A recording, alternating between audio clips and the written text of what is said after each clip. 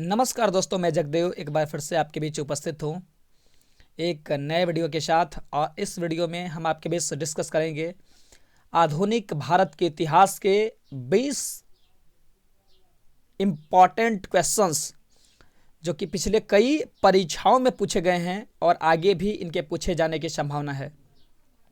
सो आइए दोस्तों, हम अपने वीडियो की शुरुआत करते हैं। आप देख सकते हैं स्क्रीन के ऊपर पहला प्रश्न, प्लासी का युद्ध कब हुआ था? ऑप्शन नंबर ए है 9 फरवरी 1757, 13 मार्च 1757, 23 जून 1757 और 22 जुलाई 1757। आपको सही आंसर चूज करना है। जल्दी बताइएगा इसका सही आंसर क्या होगा। चलिए 2-3 सेकंड का समय हम आपको दे देते हैं।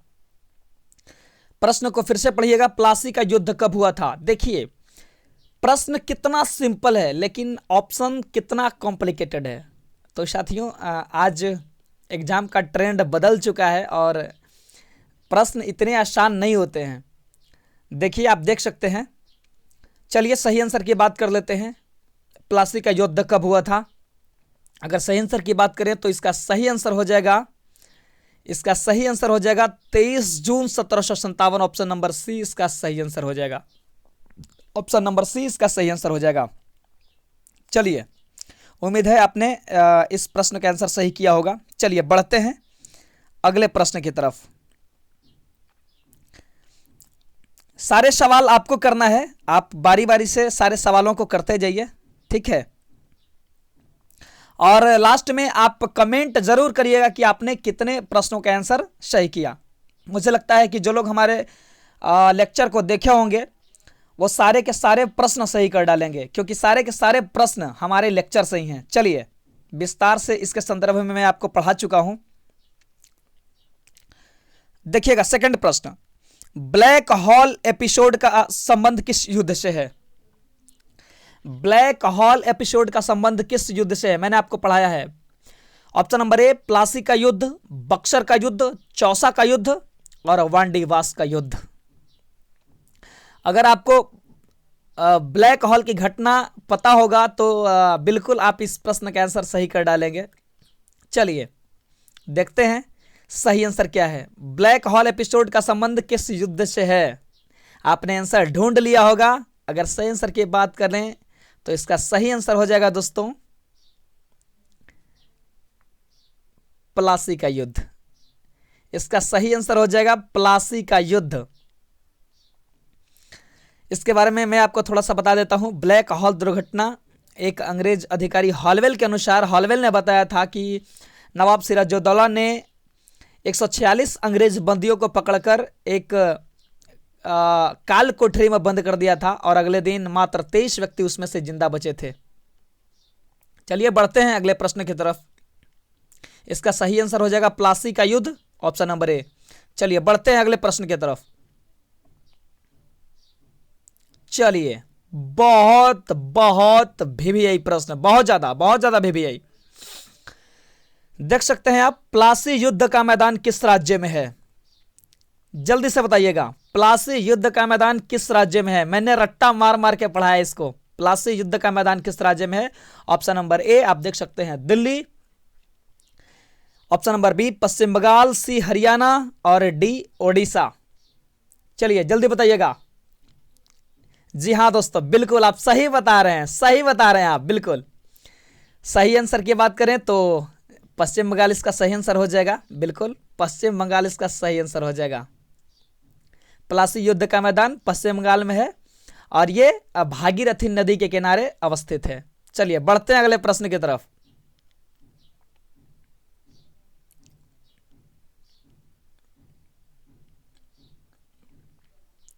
ये रहा 4 नंबर प्रश्न।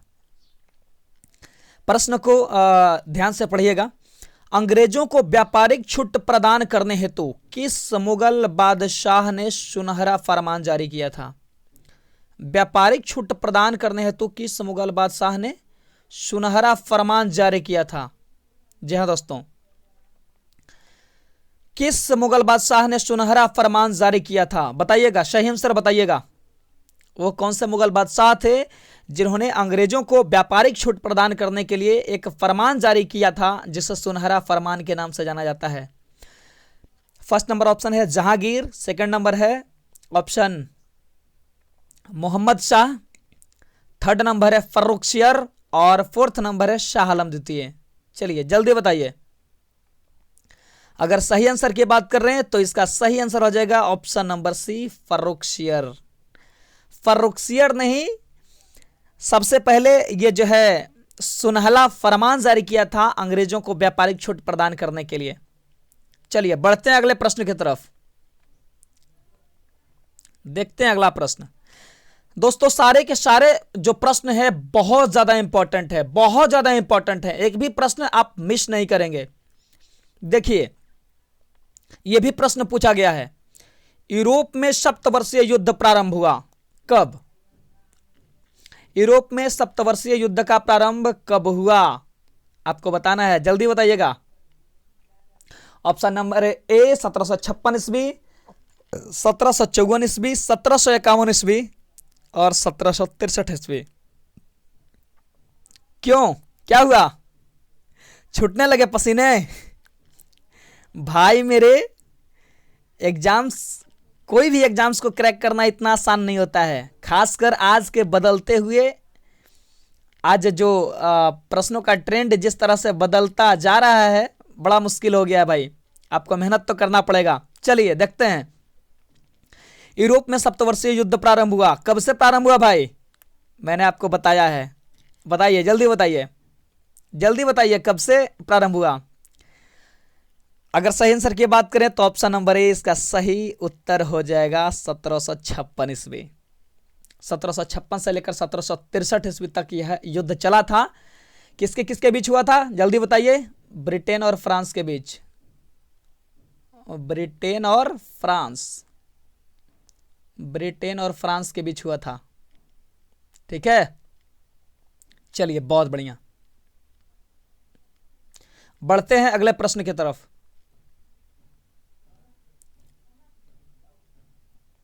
चलिए जी, हाँ जी, चंद्रनगर बस्ती थी, बताइएगा। मैंने आपको बताया है चंद्रनगर बस्ती थी किनकी? ऑप्शन नंबर ए फ्रांसीसियों की, पुर्तगालियों की, डचों की, अंग्रेजों की। जल्दी बताइएगा। बिल्कुल लॉलीपॉप क्वेश्चन है, चंद्रनगर बस्ती थी। भाई लॉलीपॉप आपके लिए तभी होगा जब आप मेहनत कर रहे होंगे। ठीक है, चंद्रनगर बस्ती थी किनकी, बताइएगा। वैसे ज्यादा ये कॉम्प्लिकेटेड है नहीं। चंद्रनगर बस्ती थी किनकी? फ्रांसीसी बस्ती थी, पुर्तगाली बस्ती थी, डचों की बस्ती थी या फिर अंग्रेजों की बस्ती थी? चलिए, उम्मीद है आपने कर लिया होगा। और सही आंसर की बात करें तो चंद्रनगर फ्रांसीसियों की बस्ती थी। चंद्रनगर फ्रांसीसियों की बस्ती थी, जिसको बाद में चलकर अंग्रेजों ने छीन लिया था। पता है आपको, मैंने बताया आपको, आगे चलकर अंग्रेजों ने चंद्रनगर को फ्रांसीसियों से छीन लिया था। तभी तो सिराजुद्दौला को लगा कि अंग्रेजों ने कहीं ना कहीं अलीनगर की संधि का उल्लंघन किया है। मैंने सारी चीजें विस्तार से आपको पढ़ाया है। आप अगर आप वीडियो नहीं देख रहे हैं तो इसमें भाई आप दोषी आप हैं, न कि हम हैं। और अगर हम हैं तो बताइए। चलिए बढ़ते हैं अगले प्रश्न की तरफ, बढ़ते हैं अगले प्रश्न की तरफ, देखते हैं अलीनगर की संधि किनके मध्य हुई थी, बताइएगा। अलीनगर की संधि मोस्ट इंपॉर्टेंट, बहुत ज्यादा महत्वपूर्ण है। अलीनगर की संधि किनके मध्य हुई थी? ऑप्शन आप देख सकते हैं, फ्रांसीसी एवं अंग्रेज, पुर्तगाली एवं अंग्रेज, अंग्रेज एवं डच, अंग्रेज एवं सिराजुद्दौला। चलिए बताइए, बताइए सही आंसर इसका क्या होगा। अलीनगर की संधि किनके मध्य हुई थी? चलिए मैं आपको बताता हूं। अगर आप कर लिए तो ठीक है, और नहीं किए तो कोई बात नहीं, बस सीखते चलिए। चलिए, अलीनगर की संधि किनके बीच हुई थी? जो लोग हमारे वीडियो को देखे होंगे बड़ी आसानी से इस प्रश्न को कर लिए होंगे। देखिए, अलीनगर की संधि किनके बीच हुई थी? फ्रांसीसी एवं अंग्रेज? नहीं। पुर्तगाली एवं अंग्रेज? नहीं। अंग्रेज एवं डच? अच्छा, अलीनगर में डच कहां से आ गए? नहीं। इसका सही आंसर हो जाएगा दोस्तों अंग्रेज एवं सिराजुद्दौला। अंग्रेज एवं सिराजुद्दौला के बीच अलीनगर की संधि हुई थी। ठीक है, इस बात को ध्यान रखिएगा। अलीनगर की संधि अंग्रेज एवं सिराजुद्दौला के बीच हुई थी। सही आंसर हो जाएगा ऑप्शन नंबर डी। चलिए बढ़ते हैं आगे।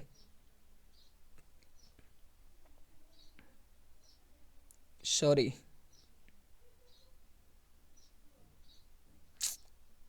माफ करिएगा।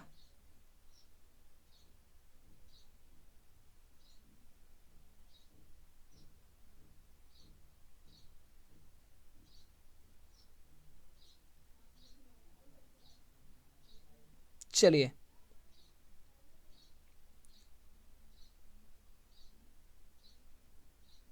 अलीनगर की संधि, हाँ जी हो गया ये। चलिए बढ़ते हैं आगे। प्लासी की लड़ाई में सिराजुद्दौला का प्रधान सेनापति कौन था? बताइएगा आप।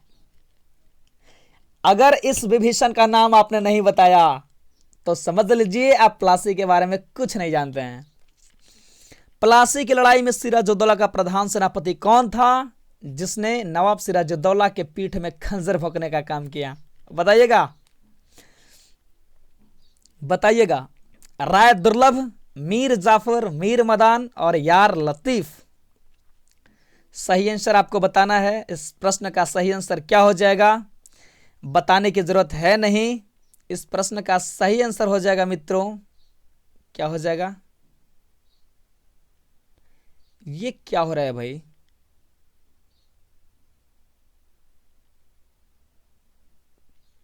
चलिए, अगर सही आंसर की बात करें तो इसका सही आंसर हो जाएगा मीर जाफर। क्या? मीर जाफर। जी हाँ दोस्तों, मीर जाफर जो कि नवाब सिराजुद्दौला का प्रधान सेनापति था, ये अंग्रेजों से मिल गया था और इसी के धोखाधड़ी के कारण नवाब सिराजुद्दौला पराजित हुए। तो इस बात को ध्यान रखिएगा। चलिए बढ़ते हैं अगले प्रश्न की तरफ। बढ़ते हैं आगे, देखते हैं अगला प्रश्न क्या है। कर्नल क्लाइव का गधा किस नवाब को कहा जाता है? प्रश्न से ही स्पष्ट है कि इसका सही आंसर क्या होगा। कर्नल क्लाइव का गधा किस नवाब को कहा जाता है? चलिए बताना है, किस नवाब को कर्नल क्लाइव का गधा कहा जाता है? बताइए। मीर कासिम, नजमुद्दौला, मीर जाफर और शुजाउद्दौला? चलिए बताइएगा, जल्दी बताइएगा। कर्नल क्लाइव का गधा किस नवाब को कहा जाता है? सही आंसर की बात करें तो इसका सही आंसर हो जाएगा, क्या हो जाएगा? मीर जाफर। मीर जाफर इसका सही आंसर हो जाएगा। मीर जाफर जो कि मैंने आपको अभी बताया कि प्रधान सेनापति था नवाब सिराजुद्दौला का, और ये नवाब बनने के चक्कर में, ये नवाब बनने के लालच में आप ये कहिए कि नवाब सिराजुद्दौला के पीठ पीछे खंजर भोंकने का काम किया। ठीक है, और आप ये कह सकते हैं कि यदि प्लासी की लड़ाई में नवाब सिराजुद्दौला हारे तो इनकी हार का सबसे बड़ा कारण यही मीर जाफर बना, जिसको बाद में लोगों ने क्लाइव का गधा कहा था। ठीक है, कुछ इतिहासकारों ने इनको क्लाइव का गधा कहा है और वाकई में ये था भी गधा। चलिए बढ़ते हैं आगे। ये देखिए बहुत ज्यादा ये वीवीआई क्वेश्चन है, करिएगा। मीर कासिम ने अपनी राजधानी कहां पर स्थापित की? मीर कासिम ने अपनी राजधानी कहां पर स्थापित की थी? बताना है आपको, बताइएगा, जल्दी बताइए। मीर कासिम ने अपनी राजधानी कहां पर स्थापित की? कहां पर स्थापित की, जल्दी बताइएगा। चलिए मैं आपको बताता हूं, मीर कासिम ने अपनी राजधानी कहां पर स्थापित की? मुंगेर में स्थापित की। कहां पर स्थापित की? मुंगेर में स्थापित की। राजधानी पहले कहां थी? मुर्शिदाबाद। और अंग्रेजों के हस्तक्षेप से बचने के लिए इन्होंने अपनी राजधानी को मुंगेर स्थानांतरित किया। ठीक है, बढ़ते हैं अगले प्रश्न की तरफ। किस युद्ध के पश्चात फ्रांसीसी भारत से पलायन कर गए? चलिए, बहुत बढ़िया क्वेश्चन है, कोई ज्यादा हार्ड है नहीं। बताना है आपको, किस युद्ध के पश्चात फ्रांसीसी भारत से पलायन कर गए? मनिहारी का युद्ध, बेदरा का युद्ध, बक्सर का युद्ध और वांडेवास का युद्ध। चलिए जल्दी बताइए, जल्दी बताइए यार, इतना सिंपल क्वेश्चन है यार। चलिए ठीक है, बहुत बहुत बढ़िया, बहुत बढ़िया। चलिए जी हाँ, आप सही बता रहे हैं। और वांडीवास का युद्ध, वांडीवास के युद्ध के बाद फ्रांसीसी कहते हैं कि भारत को छोड़ने पर मजबूर हो गए और यहां से पलायन कर गए। वांडीवास का युद्ध कब हुआ था? 1760 ईस्वी में। कब हुआ था? 1760 ईस्वी में, ध्यान दीजिएगा। चलिए बढ़ते हैं अगले प्रश्न की तरफ। कौन सी यूरोपियन कंपनी वस्त्रों के व्यापार के लिए प्रसिद्ध थी? बताना है आपको, कौन सी यूरोपियन कंपनी वस्त्रों के व्यापार के लिए प्रसिद्ध थी? पुर्तगाली, फ्रांसीसी, डच और अंग्रेज। चलिए 4 ऑप्शन है आपके सामने, आपको सही आंसर बताना है। कौन सी यूरोपियन कंपनी वस्त्रों के व्यापार के लिए प्रसिद्ध थी? मैंने आपको बताया था कि बेदरा के युद्ध के बाद ये कहां पलायन कर गए? दक्षिण पूर्व एशिया में, और उन्होंने वहीं से वस्त्रों का व्यापार शुरू किया। कौन थे भाई साहब? कौन थे? डच थे यार, डच। ठीक है, बढ़ते हैं अगले प्रश्न की तरफ। चलिए बताइएगा, मोस्ट वीवीआई बक्सर का युद्ध कब हुआ था? चलिए, हालांकि आसान प्रश्न है, लेकिन मुझे लगता है कि आपके पसीने जरूर छूट जाएंगे इस प्रश्न को करने में। बक्सर का युद्ध कब हुआ था? बताना है आपको, बताइएगा। 21 अप्रैल 1764, 22 जून 1764, 22 अक्टूबर 1764 और 15 अक्टूबर 1764। ठीक है, देखिए कितना ज्यादा कॉम्प्लिकेटेड है ये चारों ऑप्शन। चलिए मैं आपको बताता हूं, बक्सर का युद्ध कब हुआ था? 22 अक्टूबर 1764, ऑप्शन नंबर सी इसका सही आंसर हो जाएगा।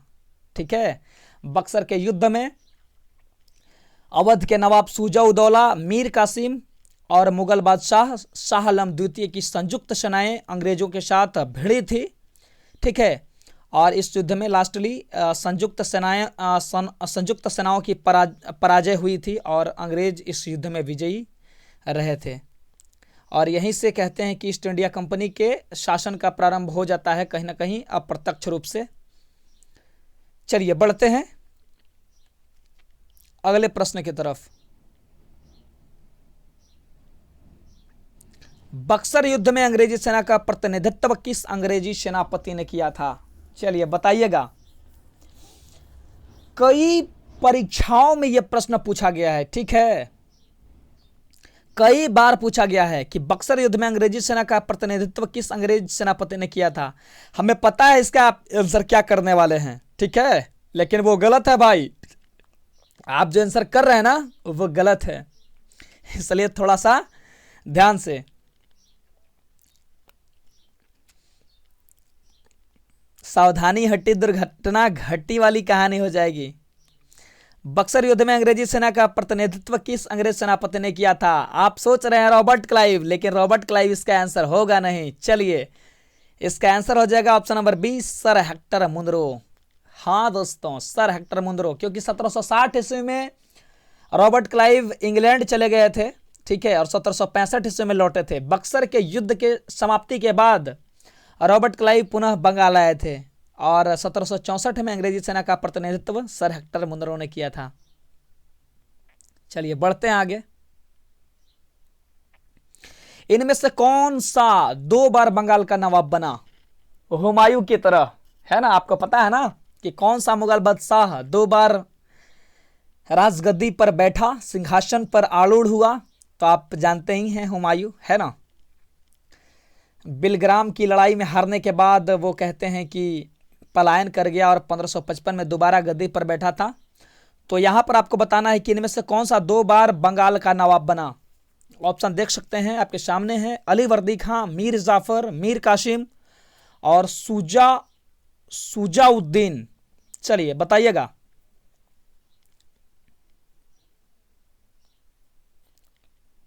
बताइएगा कौन सा 2 बार बंगाल का नवाब बना। मीर जाफर। मीर जाफर 2 बार बंगाल का नवाब बना दोस्तों। मीर जाफर 1757 में प्लासी की लड़ाई जीतने के बाद 1757 से 1760 ईस्वी तक ये बादशाह के रूप में रहा। उसके बाद अंग्रेजों ने इसको हटा दिया, ठीक है। और मीर कासिम की मृत्यु के बाद फिर से 1763 से लेके 1765 ईस्वी तक ये बादशाह बंगाल का नवाब बना। तो ये 2 बार बंगाल का नवाब बना है, ध्यान दीजिएगा। मीर जाफर सही आंसर हो जाएगा। चलिए बढ़ते हैं अगले प्रश्न की तरफ। वांडीवास का युद्ध अंग्रेजों ने किसके नेतृत्व में लड़ी। बताइएगा। वांडीवास का युद्ध अंग्रेजों ने किसके नेतृत्व में लड़ी। एलिस के नेतृत्व में, वाटसन के नेतृत्व में, सेनापति मिनीचन के नेतृत्व में और सर आयरकुट के नेतृत्व में।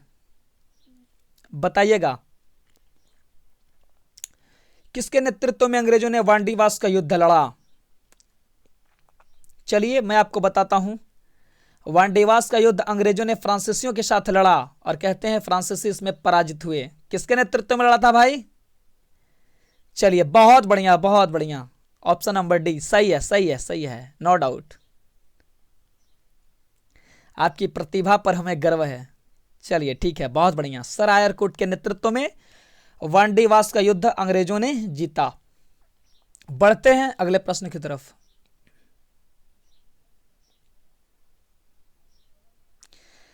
मीर जाफर की मृत्यु कब हुई।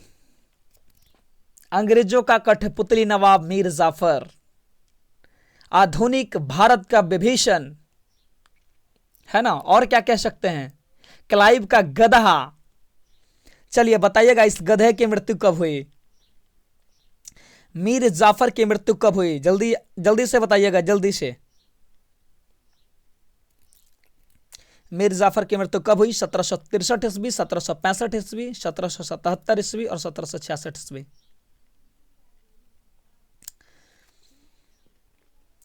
ऑप्शन नंबर 20 सही आंसर हो जाएगा, 1765 ईस्वी। ठीक है, 1765 ईस्वी में मीर जाफर की मृत्यु हो जाती है। चलिए देखते हैं अगला प्रश्न क्या है। देखते हैं 18 नंबर प्रश्न। इलाहाबाद की संधि जो कि 1765 ईस्वी में हुआ था के द्वारा अंग्रेजों को किन प्रांतों की दीवानी मिली।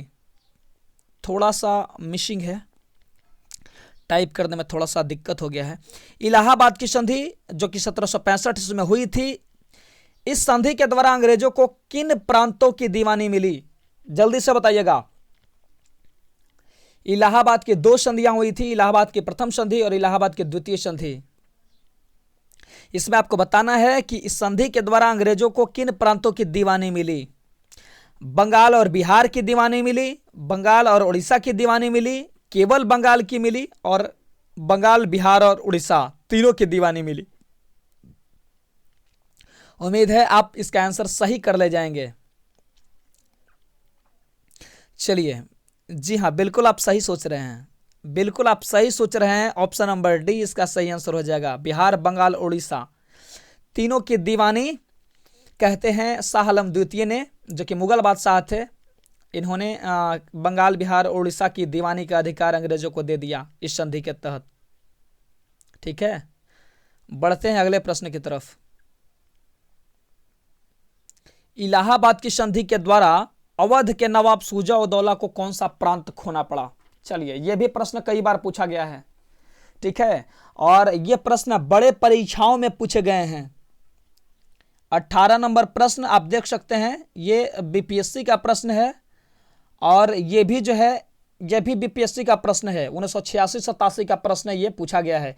इलाहाबाद की संधि के द्वारा अवध के नवाब शुजा उदौला को कौन सा प्रांत खोना पड़ा? बताइएगा जल्दी। इलाहाबाद की संधि के द्वारा अवध के नवाब शुजा उदौला को कौन सा प्रांत खोना पड़ा? चलिए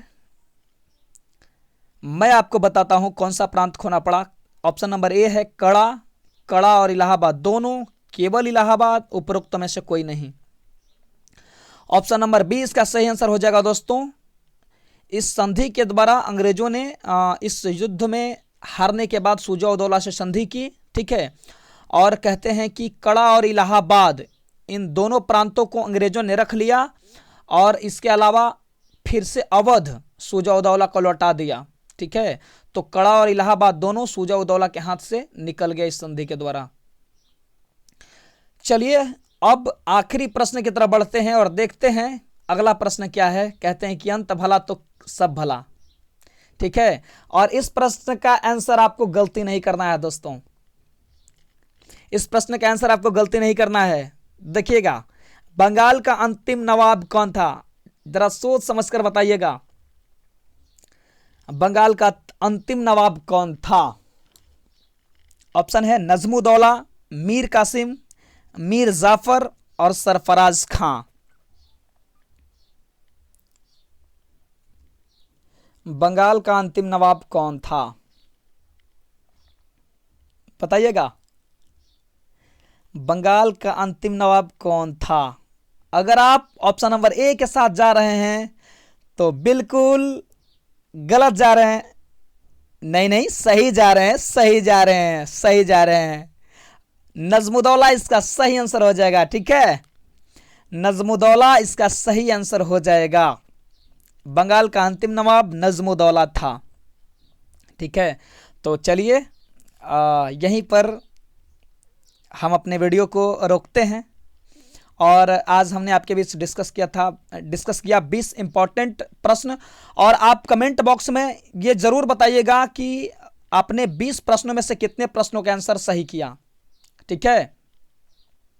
और इसके बारे में अगर विस्तार से आपको पढ़ना है तो आप हमारे लेक्चर को देखना ना भूलें। आप जाइए और वहां पर हमारे दोनों लेक्चर पड़े हैं, 1757 के प्लासी युद्ध और बक्सर का युद्ध, ठीक है। दोनों को जरूर देखिए, बहुत मजा आएगा। साथियों, आप हल्के में किसी भी सब्जेक्ट को लेकर ना चलें, ठीक है। आपको अगर पढ़ना है तो दिल से पढ़िए और मेहनत करिए, बिल्कुल आप ज़रूर सफल होंगे। चलिए बाकी हम यहीं पर आज का वीडियो रोकते हैं। बाकी बहुत बहुत शुभकामनाएं, ठीक है। बहुत बहुत धन्यवाद इस वीडियो को देखने के लिए। थैंक यू दोस्तों, फिर कल मिलेंगे आपसे, ठीक है। तब तक आप अपना ख्याल रखिएगा। Bye bye bye, take care.